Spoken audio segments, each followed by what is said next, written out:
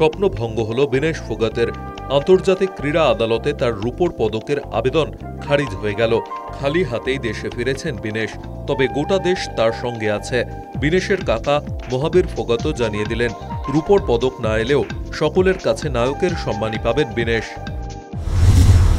देखिए, जो silver medal की आस हुई थी, जो सीरीज है जो इनका फैसला करने अदालत थी, इसके बारे में तो जो फैसला है तो 140 करोड़ भारतवासियों से हमको दुख है, लेकिन कोर्ट ने जो फैसला दे दिया उसके आगे जो कुछ नहीं बोल सकते। বিনেশ ফোগাতের কোচ উলারাক্স ভেবেছিলেন মারাই যাবেন বিনেশ।